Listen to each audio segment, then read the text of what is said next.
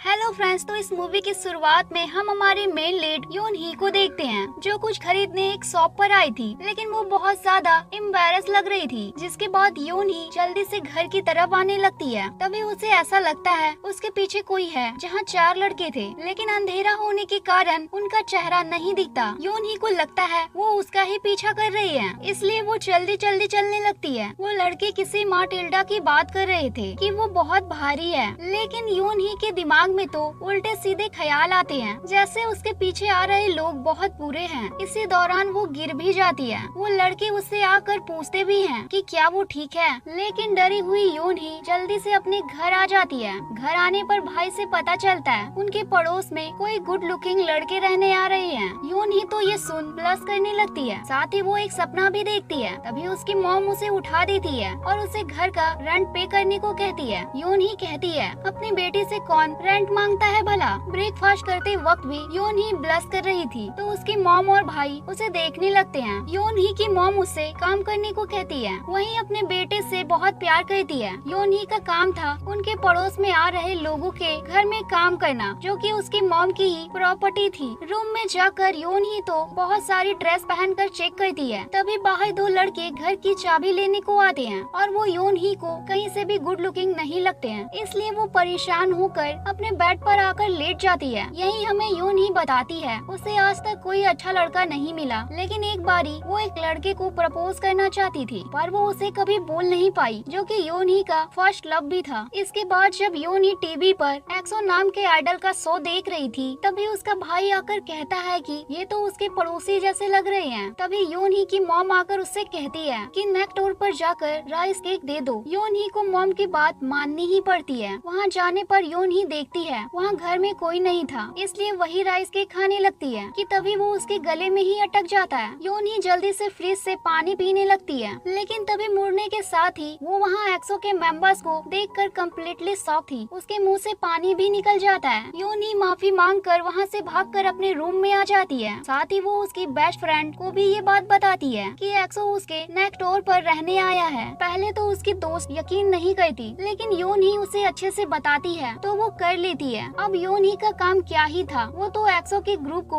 उसकी खिड़की से देखने लगती है। साथ ही उसकी दोस्त भी वहाँ आ गई थी। योन ही की मॉम आकर योन ही की दोस्त से कहती है उसे जाना चाहिए, कहीं उसके पेरेंट्स परेशान न होने लगे। योन ही उसकी मॉम से पूछती है उन्हें पता है उसके पड़ोसी क्या काम करते हैं। मॉम कहती है नहीं, हम एक्सो ग्रुप को वीडियो कॉल पर कई नाम के बंदे से बात करता हुआ देखते हैं। इसी दौरान वो योन ही को विंडो पर देख लेते हैं। तभी एक्सो का एक बंदा उसे बाय बोलकर पर्दा बंद कर देता है कि तभी एक्सो का एक मेंबर उसके दोस्त से कहता है आखिर वो वहाँ क्यों आए हैं। दूसरा लड़का योन ही को विंडो से देखते हुए कहता है किसी वजह से वो वहाँ आए हैं। इसके बाद योन ही एक नाइटमेयर देखती है और बहुत डर जाती है। उसका भाई और मॉम उसे ही देख रहे थे कि कहीं ये पागल तो नहीं हो गई। वहीं एक्सो ग्रुप में बात हो रही थी कि क्या योन ही सबको बता देगी कि वो वहाँ रहते हैं। वहीं योन ही की मदर उसे एक्सो के घर में सफाई करने को कह रही थी और योन ही नहीं जाना चाहती थी, लेकिन उसकी मॉम उसकी बात कौन सा सुनने वाली थी। योन ही की दोस्त भी उससे कहती है एक्सो के पास जाने का उसके पास ये बहुत अच्छा मौका है। वहीं बाहर एक एक्सो मेंबर योन ही के भाई से कॉफी शॉप कहाँ है ये पूछता है। योन ही का भाई उसे पागल समझता है, लेकिन फिर उसे खुद ही कॉफी पिलाता है और दोनों में दोस्ती हो जाती है। योन ही सफाई करने आ जाती है और उसे लगता है वहाँ एक्सो ग्रुप का कोई बंदा नहीं है। हम फ्लैशबैक देखते हैं, एक्सो को जो कंपनी यहाँ लाई थी उन्होंने एक मेड मांगी थी। मॉम सोच रही थी योन ही काम सही तरह से तो करेगी ना। योन ही तो एक्सो का सामान देख काफी ज्यादा खुश थी। यहीं योन ही एक मार्क्स देखती है, उसे रात वाला सीन याद आता है। उसे पता चलता है उस रात को और कोई नहीं वही लोग थे। फिर वो उस रूम में आ जाती है जहाँ आना मना था। वहीं वो मटिंडा नाम का एक इंस्ट्रूमेंट देखती है। उसे समझ आता है वो कोई लड़की नहीं है। योन ही को एक कॉकरोच दिखता है, वो उसे मारने जाती है और सारा सामान फैला देती है, जो एक्सो का एक मेंबर देख लेता है। इसका नाम चानयोल होता है। ये योन ही को डांट देता है और वहाँ आने से मना करता है। योन ही बाहर आकर रोने लगती है। तभी डीओ उसके पास आता है और उसे खुश करने की कोशिश करता है। उसके गालों पर हाथ लगाता है जो लाल हो गए थे।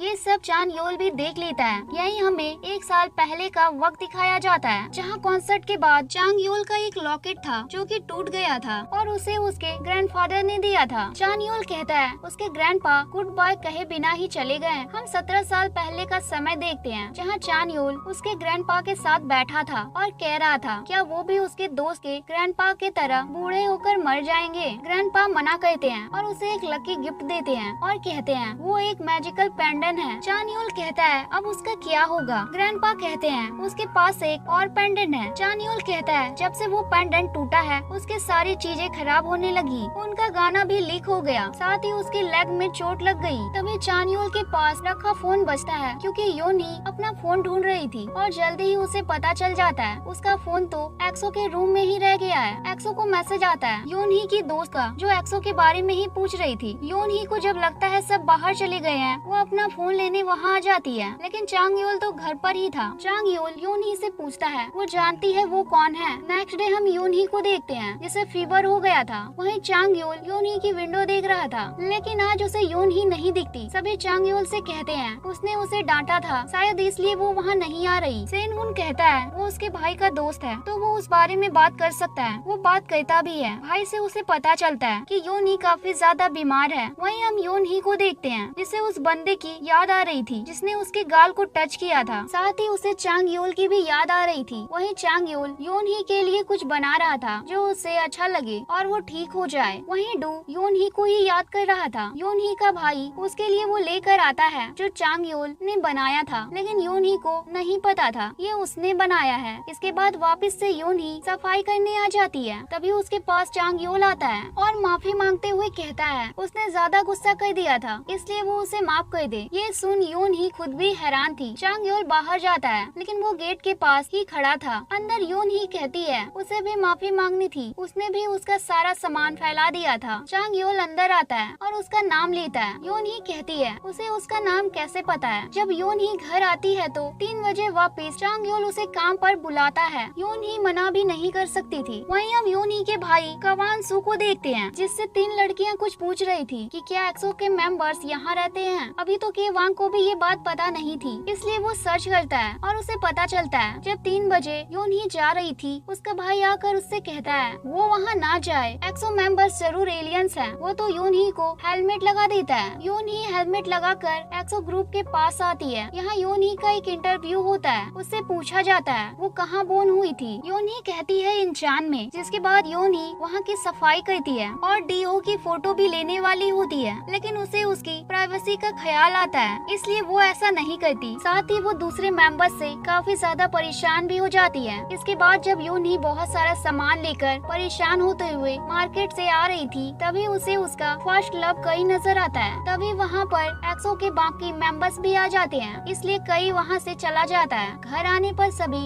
एक्सो मेंबर्स सोच रहे थे वो लड़का है कौन। तभी बक कहता है वो उसका एक्स बॉयफ्रेंड हो सकता है। वहीं योनी आज की सारी बातें उसकी दोस्त को बताती है और कहती है वो उसके फर्स्ट लव से मिली, लेकिन तभी एक्सो के मेंबर्स उसे प्रोटेक्ट करने वहाँ आ गए। दोस्त कहती है ये तो अच्छी बात है। से-हुन के वांग से मिलने आता है। वहीं योनी चांग-यूल के रूम में सफाई करने आ जाती है और चांग-यूल उसके एक्स के बारे में ही सोच रहा था। इसके बाद योंगी डीओ बक के पास आ जाती है। वो लोग उसे एक ट्रिप पढ़ने को कहते हैं, लेकिन वो ऐसे पढ़ती है जैसे डांट रही हो। डीओ उसे प्यार से फीलिंग के साथ पढ़ने को कहता है। इसके बाद तो योंगी इमेजिन ही करने लगती है स्टोरी को और फिर वहाँ से भाग जाती है। वहीं चांग-यूल योंगी का फोन नहीं देता और उससे कहता है कि क्या वो लड़का सच में उसका फर्स्ट लव है। के बाद हम सभी एक्सो के मेंबर्स को देखते हैं। डीओ जो योंगी को याद कर रहा था, चांग-यूल भी उसे ही याद कर रहा था। वहीं योंगी जब एक्सो का ही शो देख रही थी कि तभी उसे एक्सो के मेंबर्स बुलाने लगते हैं। योंगी जाकर वहाँ सफाई करती है और बहुत ज्यादा परेशान भी हो जाती है जब योंगी उसकी दोस्त के साथ ही कि दोस्त उससे उसका स्टाइल चेंज करने को कहती है और कहती है उसे लगता है उसे प्यार हो गया है। वहीं सेंगहुल ने केवांग से कहा भी था कि बहन किसी को तो पसंद करती है, वो कौन है उसे नहीं पता। वहीं एक्सो के घर में हम कई की एंट्री होते हुए देखते हैं, जिसके बाद हम सभी का एक फोटो शूट होता हुआ देखते हैं। चांग-यूल योनी को कॉल कर उसी जगह बुला लेता है। वहाँ आते ही वो चांग-यूल का फोटो शूट देखती है। वो बहुत ज्यादा हैंडसम लग रहा था। तभी कई आकर योनी से बातें करने लगता है जो चांग-यूल को देखकर अच्छा नहीं लग रहा था। थोड़ी देर में सभी को एक साथ बुलाया जाता है और गेट बंद कर दिया जाता है। योनी बाहर ही थी। रात को चांग-यूल को नींद भी नहीं आती। योंगी के बारे में सोच कर वो उसके ग्रैंडपा को याद करने लगता है और ग्रैंडपा से उसने एक बार कहा था उसका पेंडेंट कहीं खो गया है। ग्रैंडपा ने कहा था ऐसा है तो वो उसे ढूंढ ले। जब योंगी घर आती है तो वो डीओ के साथ बैठी थी और चांग-यूल पीछे से उन्हें देख रहा था। के बाद हम अगला सीन देखते हैं। जब योंगी एक्सो के पास आती है तो उसे पता चलता है कि चांग योल बीमार है, इसलिए योंगी उसकी अच्छे से केयर करती है।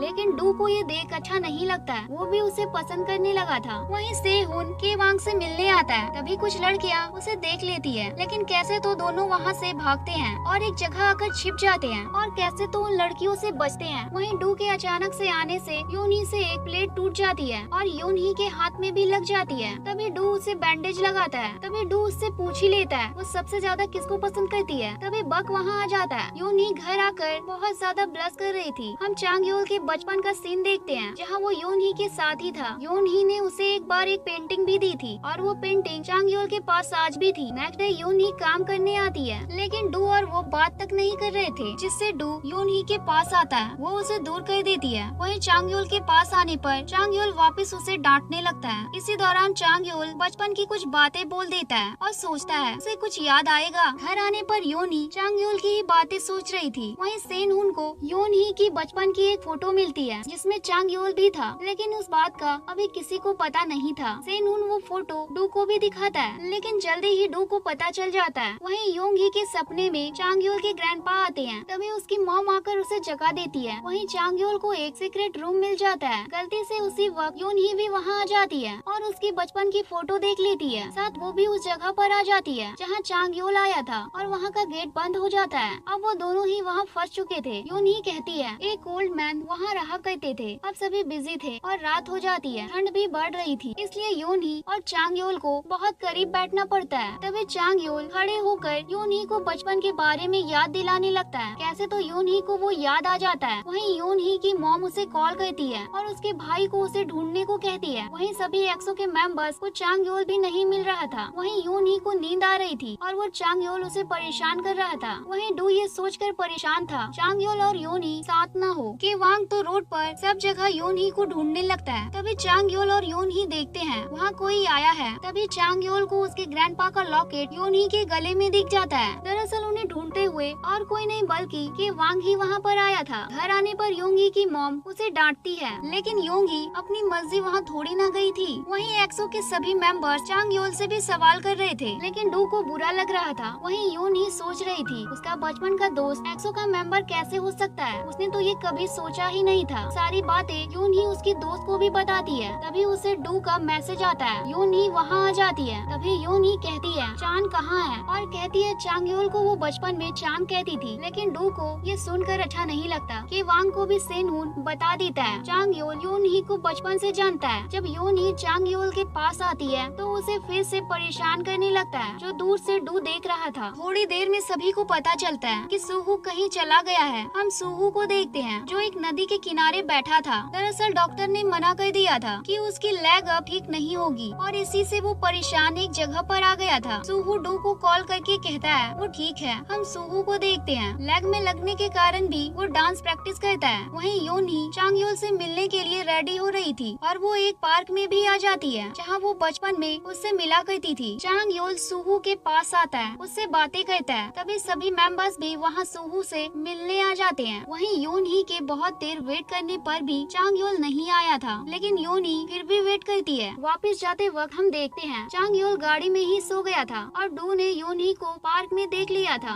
अगले सीन में हम डू को योनही के पास पार्क में देखते हैं। अगले सीन में हम चांग योल को देखते हैं जो भागकर योनही के पास आ गया था। वहीं हम डू को देखते हैं जो अकेला बैठा था। हम फ्लैशबैक का सीन देखते हैं जहाँ डू योनही के पास तो गया था और उससे पूछा था वो कब से वहाँ है। योनही ने कहा कि वो 4 घंटे से वहाँ चांग योल का वेट कर रही है। डू योंगही से साथ चलने को भी कहता है, लेकिन योंगही ने मना कर दिया था। डू वापस आता और उसी ने चांग योल को योनही के पास भेजा था। के लिए योनही ने उसे थैंक यू दोस्त का मैसेज भी सेंड किया था। डू योनही को याद करता है और कहता है वो उसकी दोस्त है, ये भी उसके लिए अच्छा है। वहीं योनही चांग योल को याद करके ब्लश कर रही थी। जब योनही सफाई करने चांग योल के रूम में आती है तो चांग योल रेडियो पर लोगों को एक बात बताता है कि एक बार एक छोटा लड़का था, लेकिन उसे उसके इमोशंस दिखाने नहीं आते थे। वो एक लड़की को पसंद करता था लेकिन बोल नहीं पाता था। एक दिन कुछ लड़की ने उस लड़की का टेडी ले लिया था और तब उस लड़के ने उस लड़की से बात करी। दरअसल चांग योल अपनी और योंगही की बचपन की बातें बता रहा था। इस बार योनही के गाल लाल नहीं होते। इसके बाद सभी के वहाँ से जाने का टाइम भी आ जाता है। सेनहुन लास्ट टाइम के वांग से मिलना चाहता रहा था लेकिन नहीं मिल पाता। सभी गाड़ी में बैठ जाने लगते हैं। तभी पीछे से भागता हुआ के वांग आता है, जिसे देख सेहुन जल्दी से उसे गले लगा लेता है। के वांग उसके लिए कॉफी लाया था जो उसे पसंद थी। इसके बाद योंगी जब सियो से वापस एक्सो घर में आती है तो देखती है वहाँ कोई नहीं था। चांग योल वहाँ उसके लिए हेडफोन रख कर गया था। योंगी उसके गाने सुनने लगती है। साथ ही चांग योल ने एक लेटर भी रखा था, उसमें लिखा था वो पेंडेंट का ख्याल रखे, वो उसे मिलने दोबारा जरूर आएगा। योंगी को चांग योल के साथ बिताए पल याद आने लगते हैं। ऐसे ही एक महीना बीत जाता है। योनही को गुस्सा आ रहा था क्योंकि चांग योल उससे मिलने अभी तक नहीं आया था और वो उसके मैसेज का रिप्लाई भी नहीं दे रहा था। इसके बाद योंगी सफाई करने वहाँ आती है जहाँ एक्सो ग्रुप रहता था। वहाँ वो एक गिफ्ट रखा हुआ देखती है जहाँ राइस केक थे। योनही उसे खाने लगती है। तभी उसे पानी चाहिए था। कोई पानी की बोतल उसके सामने करता है। योनही देखती है वहाँ एक्सो ग्रुप के सभी मेंबर्स थे। योनही खुश हो जाती है और ये मूवी यहाँ खत्म हो जाती है।